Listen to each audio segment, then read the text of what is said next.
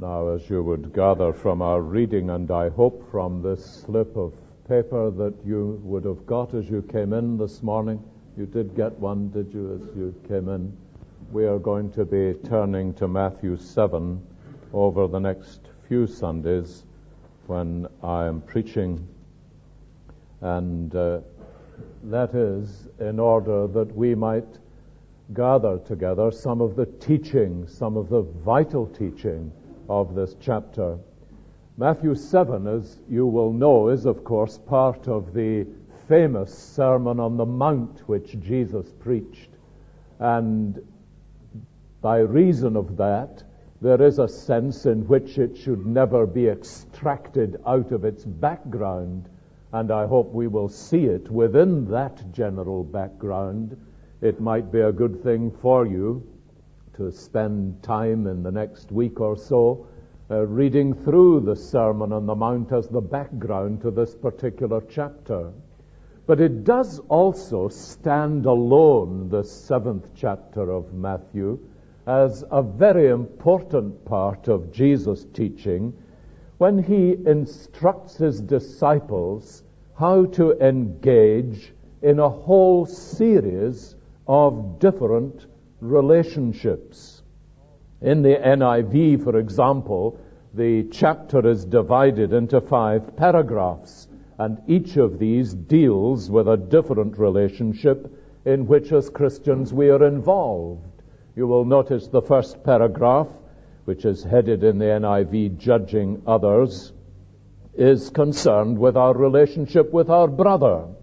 In verse 3, why do you look at the speck of sawdust in your brother's eye? Verse 4, how can you say to your brother? The end of verse 5, you will be able to remove the speck from your brother's eye. There is no question that it is our relationship with our brother that Jesus is concerned with. In the second paragraph, is with God as our Father.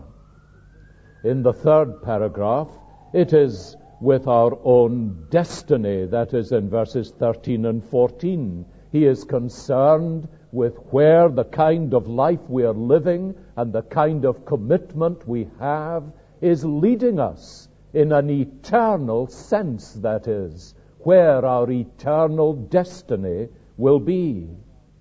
In the fourth paragraph, it is our relationship with false teachers or false prophets. Watch out, verse 15, for false prophets. And in verse 24, it is our relationship with Christ himself and with the words that he speaks. Now, each paragraph also focuses on one main theme. In the first paragraph, it is manifestly judgment that is the theme. In the second, prayer. In the third, enter through the narrow gate. It is commitment. In the fourth, it is fruit-bearing. That is, as a test of genuineness. Do people pick grapes from thorn bushes or figs from thistles? And so on. In the last paragraph, it is obedience. Everyone who hears these words of mine and puts them into practice. So you will see from the outline that the theme and relationship put together in each of these paragraphs produces this, that in the first we are dealing with judgment in relation to our brother. In the second, from verse 7 to verse 12, we are dealing with prayer in relation to God as our Father. In the third, verses 13 to 14, we are dealing with commitment in relation to our own eternal destiny. In the fourth, verses 15 to 23, we are dealing with fruit-bearing in relation to false prophets. And from verse 24 to the end, we are dealing with obedience in relation to Christ himself and the words he has spoken to us. This morning we turn to the first of these paragraphs, verses 1 to 6, and the theme is judgment in relation to our brother. Now, Jesus' first words in verse 1, do not judge, have a fairly wide range of meaning. from the kind of judgment given in a law court for which this word would be used to the kind of judgment that we make of someone in a personal evaluation, where we would say, I judge that he's not a very wise man. Now, the same idea is encompassed in this one word that Jesus uses. And so we need to be clear, I think, exactly what Jesus is meaning when he says these much quoted and often misunderstood words, judge not, that you be not judged, or in the NIV, do not judge, or you too will be judged. Let me say a word about what Jesus does not mean. First, he does not refer to an official judgment in a civil or criminal court. This is a person-to-person kind of encounter between two brothers, most probably Christian brothers within a Christian context. So Jesus is not speaking, as sometimes people have suggested, about the kind of judgment that takes place in a civil court. Secondly, it does not mean, and this is the deeper, more common misunderstanding, that Christians should never exercise judgment in assessing right and wrong, or truth and error. Because many people have imagined that when Jesus says, judge not, what they mean is he is telling us to suspend our critical faculties. I used to know someone who, whenever anybody said anything that was negative about another, they would immediately say, now, judge not. You've probably had that said to you.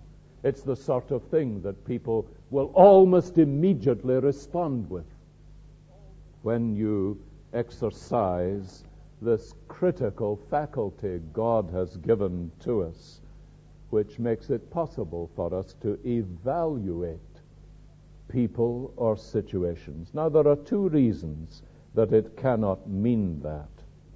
One is that the whole teaching of the Sermon on the Mount in general requires us to exercise critical faculties and make value judgments. So Jesus is not contradicting himself within a very short space of time when he says, do not judge that you may not be judged. Because when he describes to us, for example, the kind of life we are to avoid living, like the life of the hypocrite, he means that we need to evaluate people's lives and recognize the signs of hypocrisy. And he says, do not be like them. So in the first place, it's obvious that Jesus is expecting us to exercise some kind of critical faculty when he sets before us these warnings about certain kinds of lives, and he says, do not be like that. But the other reason, which is even more obvious, is just within this chapter itself. For example, in verse 15, Jesus says, watch out for false prophets. And then he goes on to tell us how we will recognize false teachers, that is, those who have departed from the truth.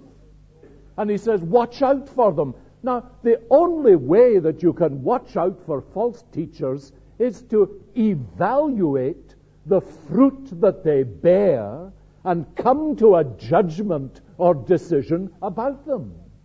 It's impossible to do it without exercising that kind of faculty of discrimination. And Jesus says, watch out for them, don't accept them, reject them and their teaching. Or you find it even nearer than that in verse 6. If you look at verse 6, where Jesus says, do not give dogs what is sacred. Do not throw your pearls to pigs. If you do, they may trample them under their feet and then turn and tear you to pieces. Now, the dogs and pigs are clearly metaphors for people.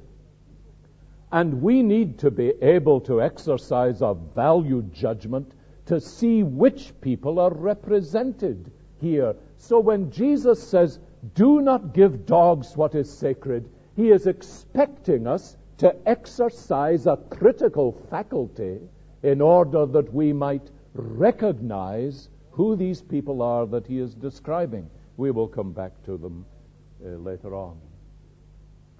But if Jesus is not saying, never enter into civil judgment, nor saying, suspend all your critical faculties, what is he warning us against? Because it's obviously serious and important when he says, do not judge, or you too will be judged. Well, the answer obviously is when you read the illustration that follows in verses 3 to 5, that what he is speaking about is not judgment, but judgmentalism or censoriousness. That attitude which is so damaging and so dangerous for Christian people to begin to adopt, and when you see it in their lives, it is a mark of a real spiritual sickness. This censorious spirit, this judgmental attitude. It is a solemn and serious thing, and Jesus is warning us against it. And we'll see in a moment that the warning is backed up with a serious threat in verse 2.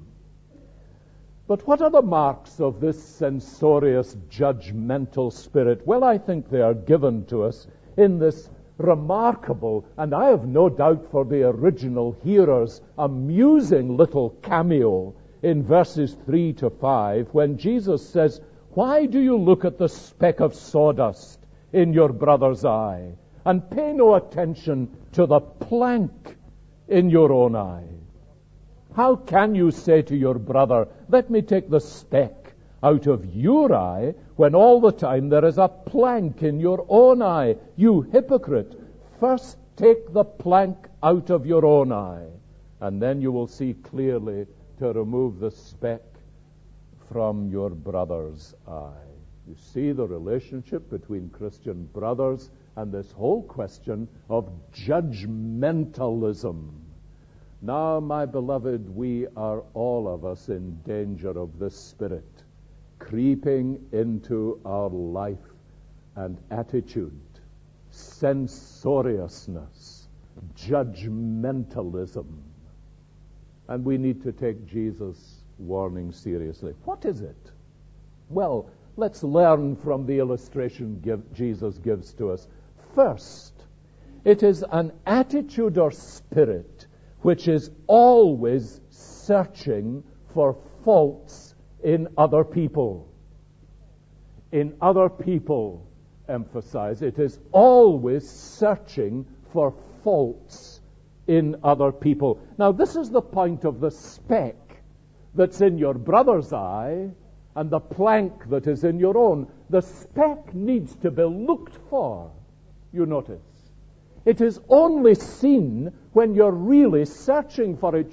A speck in your eye is an unpleasant and nasty thing, but you don't go around and casually look at somebody as I would in the gallery and say, oh, yes, I see you've got a speck in your eye. We will need to do something about that. It's a close examination that produces that kind of assessment. And somebody really has to be looking for such a thing before they see it. And it's a fault so tiny that you have to look for it. So the Spirit is often absorbed with trivia. You notice this? That this censorious spirit is often absorbed with trivial issues. and fastens upon them as though these molehills were mountains. But it is a spirit which is always searching for faults in other people. And it's eager to put the worst construction on a situation. In that sense, you will notice how it is so different from the spirit that the Apostle Paul describes to us in 1 Corinthians chapter 13, where he says, love is always eager to believe the best. Love is never glad when others go wrong. And this spirit is always looking for something to criticize in people. Whenever you are aware of this arising in your own heart, be concerned, because in Jesus' judgment it is extremely important. Second mark of it is not only always looking for faults in other people, however trivial they may be, it is absolutely blind to its own condition. That's the point of the plank.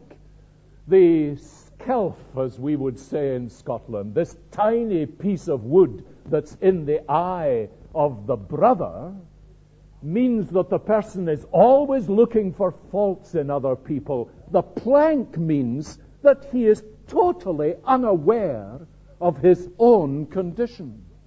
So obsessed is he with the faults of other people that he's unaware of the huge problem he has with himself. Now, the picture Jesus paints, as I was suggesting, is intentionally ridiculous. It is the ludicrous picture of someone with a huge beam of wood in his eye, if that's possible, stopping somebody else and saying to him, my dear brother, do you realize that you have a little tiny speck in your eye? That really is a serious problem you have, and I'm the very man to put it right for you. Dr. Martin Lloyd-Jones, it is, who remarks, as a physician himself, here is that extraordinary medical specialist, the blind oculist. And if you think of it, it's true. Here is the blind oculist saying, I really need to do something about this problem you have in your eye. You see, this self-righteous person's blindness disqualifies him from the task that he is wanting to engage in. The beam in his own eye disqualifies him from being able to deal with the speck in anyone else's. I wonder if you remember how Jesus applies this truth in John chapter 8 with the woman who was taken in adultery. You remember the story? And the Pharisees had dragged her into Jesus' presence. We have caught her in the very act, they said, and Jesus began to write in the sand, you remember? And they pressed it upon him. Moses said, what we do with a woman like that is stone her to death. What do you say? Now, they weren't really concerned about the woman's sin. They were concerned to catch Jesus out. And they said, what do you say that we do? And Jesus continued to write in the sand. And they kept at him. Here she is. We caught her in the act, they say. And Jesus looks up and says, all right, we'll stone her. But we'll do it in a particular way. The first stone will be cast by whichever one of you has no sin of his own. The idea is, you see, if you've got a plank in your eye, your aim's going to be bad. So he says the first stone will be cast by whoever has no sin. And he began to write in the sand again. And when he looked up, they had all gone. And he said to the woman, "Where are they, your accusers?" And they had all disappeared. Now, you will notice that Jesus does not say that the speck is unimportant or that the man doesn't need it taken out of his eye. He does. Something in your eye, however tiny, can be so irritating and unpleasant and difficult, you sometimes can't lead a normal life with it, and you're wanting somebody to take it out. But what he does say is that one brother needs to have clear vision to remove the other brother's speck. And that's moral vision and a moral clarity in his own life. So that's the censorious spirit. That's a difficult phrase to say, but it's the censorious spirit. What's the seriousness of it? Verse 2. In the same way you judge others, you will be judged.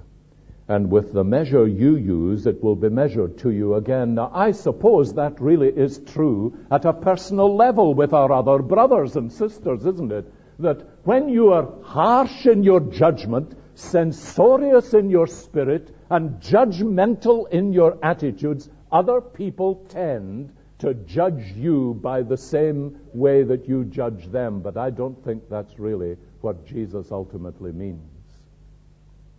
I think Jesus is really speaking about God's judgment. If you just look back, for example, to chapter 6 and to the prayer that we prayed this morning that Jesus taught us, forgive us our debts. It's at chapter 6, verse 12. As we also have forgiven our debtors. Verse 14, for if you forgive men when they sin against you, your heavenly Father will also forgive you. But if you do not forgive men their sins, your Father will not forgive you. Go further back in the Sermon on the Mount, Matthew 5:7. Blessed are the merciful. Blessed are the merciful. Why? For they will be shown mercy. Now the balance to this teaching is in verse 6. And I just have time to read it and look at it with you and then finish. In verse 6, Jesus sets down the balance to this teaching. Do not give dogs what is sacred. Do not throw your pearls to pigs. If you do, they may trample them under their feet and then turn and tear you to pieces. Charles Spurgeon says, our Lord tells us here that we are neither to be judges nor simpletons. And that is what Jesus is saying. He says we are neither to have this judgmental, censorious spirit, nor are we to be without discrimination and a sense of evaluation. We will come to that when we come to the false teachers in a Sunday or so.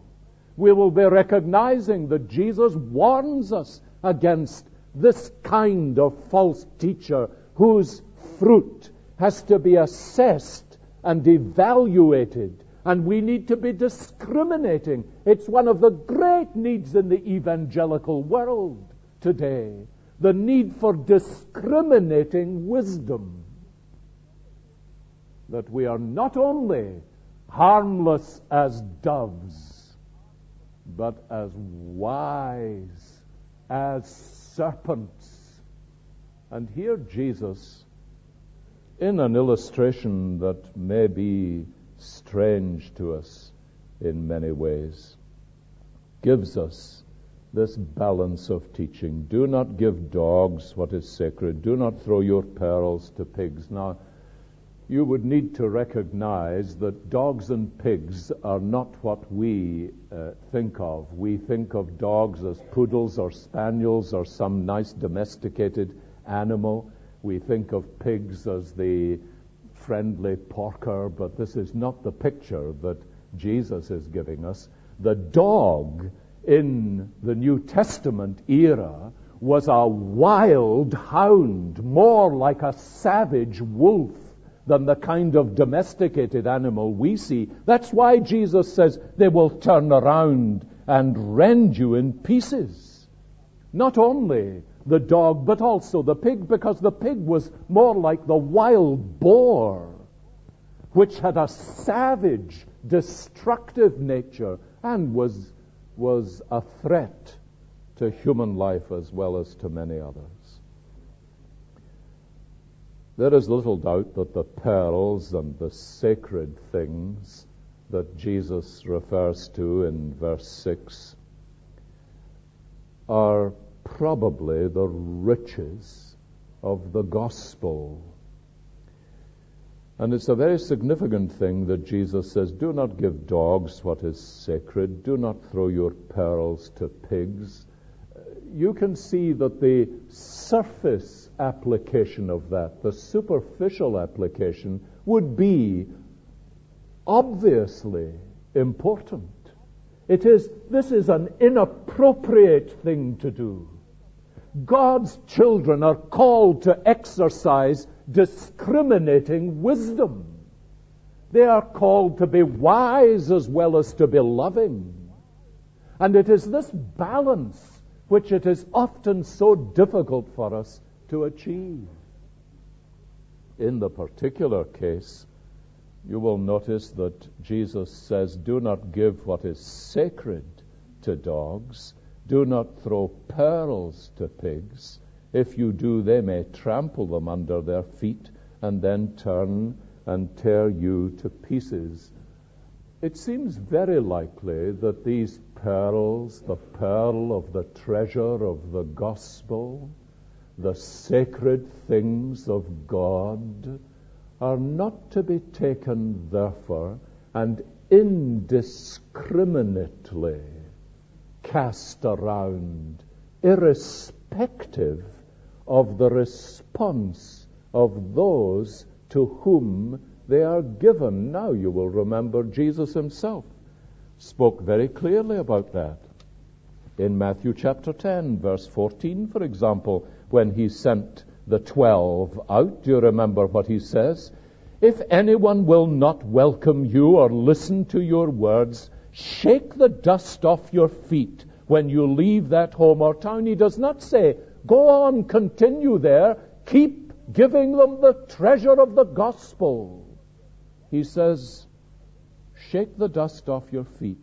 I tell you the truth, it will be more tolerable or bearable for Sodom and Gomorrah on the day of judgment than for that town. I am sending you out like sheep among wolves. There is the same wild animal.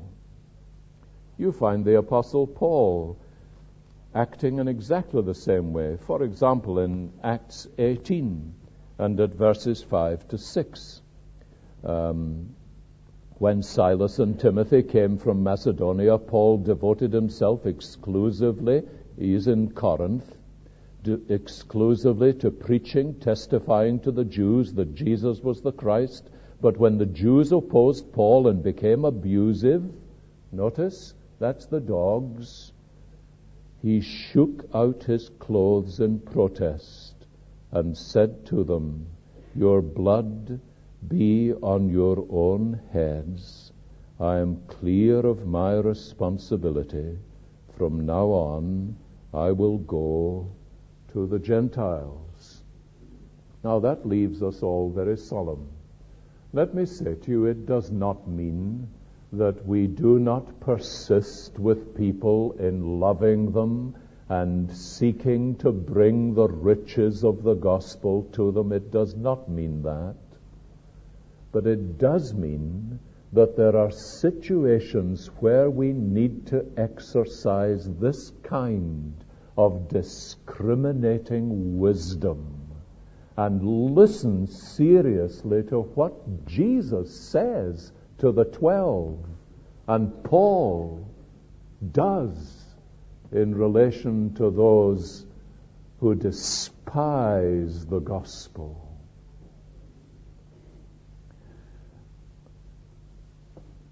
John Calvin has got an interesting comment. Let me take a moment to read a bit of it to you. When he says, "Dogs and pigs are names given not to every kind of men who rebel against the gospel, or to those who are destitute of the fear of God and true godliness, but to those who by clear evidences have manifested a hardened contempt for God, so that their disease appears to be incurable." John Chrysostom uses much the same phrase when he identifies the dogs as people living in incurable godliness. I can still remember a lady in New Mills with whom I spoke so often, and I suppose I almost wept in her presence, although I don't easily weep, I may tell you. But I almost wept in her presence as I saw this bitter, bitter hardness against Christ and the blasphemy that came from her lips against the gospel. I don't think I've heard anything like it. She told me that she had been, before I went into the house that day and I told her I was coming, she had been cursing God and cursing me and cursing this foul teaching that I represented. And I remember thinking, as I said to her at the time, I think you're in danger of damning your eternal soul finally.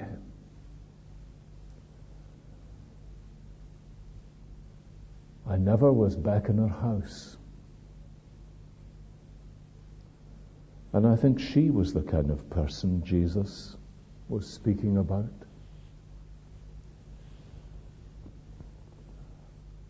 We probably won't often meet them, but God means us to be wise and to have this wisdom that is His. How do we get it? Well, that's the point about the next paragraph, the subject of which is prayer and our relationship with God. That's where the balance of the love of Christ and the harmlessness of the dove and the wisdom of the serpent are to be found. They are to be found in God, not in a course of counseling, but in God.